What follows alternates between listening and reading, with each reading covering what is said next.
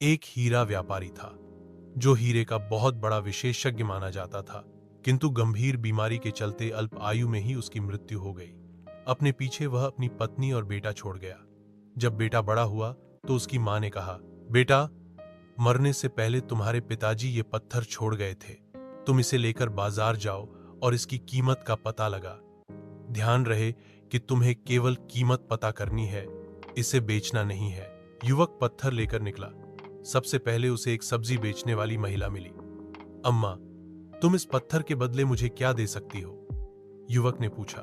देना ही है तो 2 गाजरों के बदले मुझे ये दे दो, तौलने के काम आएगा, सब्जी वाली बोली। युवक आगे बढ़ गया। इस बार वो एक दुकानदार के पास गया और उससे पत्थर की कीमत जानना चाहिए।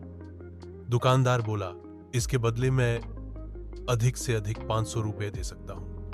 देना हो तो दो, नहीं तो आगे बढ़ जाओ। युवक इस बार एक सुनार के पास गया। सुनार ने पत्थर के बदले 20,000 देने की बात की। फिर वह हीरे की एक प्रतिष्ठित दुकान पर गया। वहां उसे पत्थर के बदले 1,00,000 रुपये का प्रस्ताव मिला और अंत में युवक शहर के सबसे बड़े हीरा विशेषज्ञ के पास पहुंचा और बोला, श्रीमान, कृपया इस पत्थर की कीमत बताने का कष्ट करें। विशेषज्ञ ने ध्यान से पत्थर का निरीक्षण किया और आश्चर्य से युवक की तरफ देखते हुए बोला, यह तो एक अमूल्य हीरा है।